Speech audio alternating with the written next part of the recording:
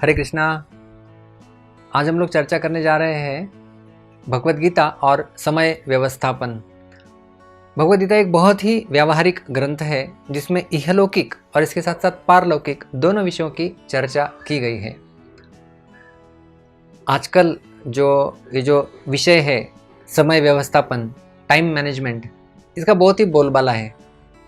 फिर वो स्कूल में जाने वाला विद्यार्थी हो या घर में कार्य करने वाली महिला हो या कोई कंपनी में कार्य करने वाला बहुत बड़ा अधिकारी भी क्यों न हो, सारे लोगों को समय व्यवस्थापन की आवश्यकता होती है।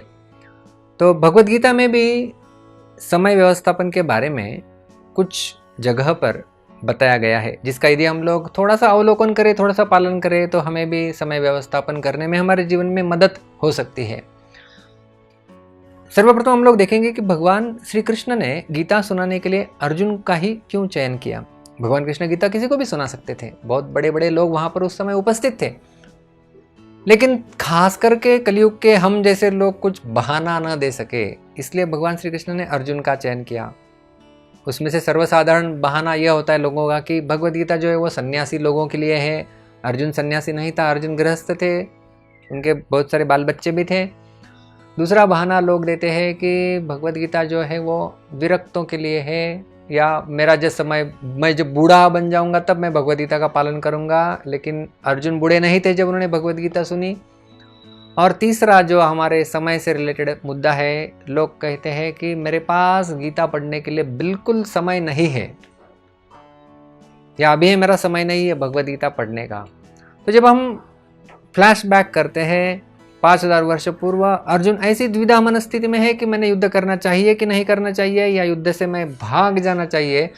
उस समय ऐसी आपातकालीन परिस्थिति में अर्जुन भगवान श्री कृष्ण को शरण जाते हैं और कहते हैं कि मेरे लिए श्रेयस्कर चीज क्या है, उसके बारे में बताइए। शिष्यस्ते हमशादि माम त्वाम प्रपन्नम, हे भगवान कृष्ण, मैं आपको शरण आया हूं और मुझे अभी आप धर्म के बारे में बताइए। धर्म सम्मूढ़ चेता यच्छ्रेय स्यानिश्चितम ब्रूहि तन्मे, आप मुझे बताइए कि मेरे लिए अच्छा क्या है और क्या अच्छा नहीं है। इसके बारे में अर्जुन ने पृच्छा की भगवान श्री कृष्ण के सामने। इससे हम लोग समय व्यवस्थापन का पहला सिद्धांत सीख सकते हैं, वो है कि कार्य की प्राधान्यता, वर्क विथ प्रायोरिटी।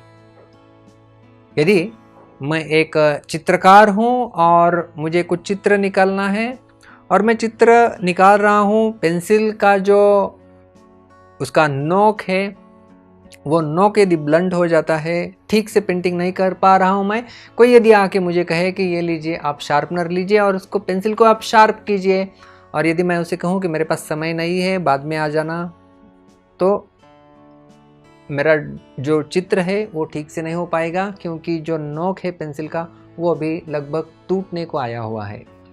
तो मुझे समय निकाल के उसे शार्प करना ही होगा शार्पनर को लेके। इसी प्रकार से हम जीवन जीते जीते जीते कई बार बहुत अधिक थक जाते हैं, लोगों का ब्रेकडाउन हो जाता है, अनेक सारी समस्याओं में हम लोग घिरे हुए रहते हैं। उनसे यदि हमें थोड़े समय के लिए छुटकारा पाना है तो भगवद गीता आदि ग्रंथों का हमें सहारा लेना होगा। इसलिए हम लोग देखते हैं कि कुरुक्षेत्र की युद्ध भूमि में अभी युद्ध होने वाला है, शंख बजाए गए हैं, शंख ध्वनि हुई है, अभी केवल तीर छोड़ना बाकी है। उस समय अर्जुन ने भगवद गीता के संदेश सुनने के लिए उसने समय निकाला। लगभग 45 से 50 मिनट तक अर्जुन और कृष्ण के बीच में वार्तालाप हुआ और उसके पश्चात युद्ध प्रारंभ हुआ। युद्ध की परिणति यह हुई कि वो ज्ञान को प्राप्त करने के पश्चात अर्जुन भगवद गीता के पश्चात युद्ध भूमि में विजयी हुए। यत्र योगेश्वरः कृष्ण यत्र पार्थो धनुर्धरः तत्र श्री विजयो भूतिर्ध्रुवा नीतिर्मतिर्ममः। आखिरी श्लोक में संजय बताते हैं भगवद गीता के कि जहाँ पर भगवान कृष्ण और अर्जुन इनका संवाद है, यहाँ पर ये दोनों उपस्थित हैं, वहाँ पर विजय सुनिश्चित है। इसी प्रकार से ऐसी विजय वार्ता सुनने के लिए हमें हमारे जीवन में प्राधान्यता देनी होगी और उसके लिए हमें समय निकालना होगा। तो यह समय व्यवस्थापन का सबसे पहला सूत्र हम लोग सीखते हैं कि जो जीवन के महत्वपूर्ण कार्य है उसके लिए हमें समय निकालना सीखना चाहिए। और दूसरा सूत्र हम लोग समय व्यवस्थापन के बारे में सीख सकते हैं, वो है समय के मूल्य को पहचानना। हर एक व्यक्ति को, फिर वो किसी देश का पंतप्रधान है या फिर स्कूल में जाने वाला कोई छात्र है, सभी को जीवन में केवल 24 घंटा ही होता है। और यदि हमें अच्छे से समय व्यवस्थापन सीखना है तो समय का मूल्य हमें पहचानना होगा। चाणक्य पंडित एक सूत्र बताते हैं जिसमें वो कहते हैं, आयुषः क्षण एकोपि न लभ्य स्वर्ण कोटिभिः, कि हमारे जीवन में जो सभी के लिए एक जैसा समान है, आयुषः क्षण एकोपि, एक क्षण भी हमारे आयु का कोटि स्वर्ण मुद्रा भी देके हम लोग उसे वापस नहीं ला सकते। इसलिए भगवद गीता में भगवान श्री कृष्ण बता रहे हैं कि ये जो समय हम लोग जो चर्चा कर रहे हैं वो समय, कृष्ण कहते हैं कि वो समय मैं हूँ। कालोस्मि लोक क्षय कृत प्रवृद्धो, गीता के 11वें अध्याय में भगवान कृष्ण कहते हैं कि काल मैं हूँ। और 10वें अध्याय में भी, जहाँ पर भगवान श्री कृष्ण ने विस्तार से चर्चा की है कि किसमें मैं क्या हूँ, पांडवों में मैं धनंजय हूँ, सारी इंद्रियों में मन मैं हूँ, सारे पर्वतों में हिमालय मैं हूँ, सारी नदियों में गंगा मैं हूँ। इस प्रकार से वो कहते हैं कि कालह कलयताम अस्मि, कि सारे जो क्षरण करने वाली वस्तुएं हैं उसमें समय मैं हूँ। तो जब हम लोग भगवद गीता से जब समझ लेंगे कि जो काल है वो भगवान की ही दी एक शक्ति है, और जब हम भगवान का आदर करते हैं तो भगवान की शक्ति का भी आदर करना चाहिए, तब हम समय का आदर अच्छे से कर सकते हैं। जब हम ये मान लेंगे कि जो समय है वो भगवान का ही एक अंश है, भगवान की एक विस्तारित शक्ति है। जैसे भगवद गीता में अलग अलग वर्णित विषय है, प्रमुख 5 विषय गीता में वर्णन किए गए हैं, ईश्वर, जीव, प्रकृति, काल और कर्म। तो काल यहाँ पर जो हम लोग चर्चा कर रहे हैं वो भगवद गीता का एक वर्णित विषय है।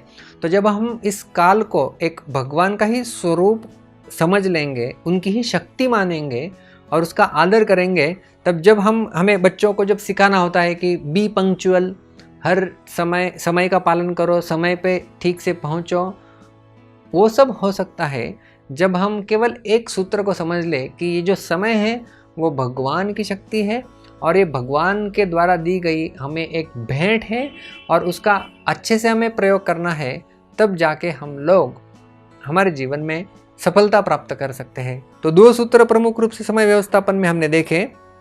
सबसे पहला हमने देखा कि किस प्रकार से प्रमुख कार्यों को हमारे जीवन में हमें प्राधान्यता देनी है, और वो यदि हम लोग करेंगे, हमारे पास बहुत सारी टू डू लिस्ट होती है, हमें क्या करना है क्या नहीं करना है, उसमें जो महत्वपूर्ण कार्य है उसे आगे उसे वरीयता देना। और दूसरा सूत्र हमने देखा कि किस प्रकार से यदि हम लोग समय को भगवान की शक्ति के रूप में यदि देखते हैं तो हम समय का आदर करेंगे और समय व्यवस्थापन में हमें बहुत सारी आसानी हो जाएगी। बहुत बहुत धन्यवाद। हरे कृष्णा।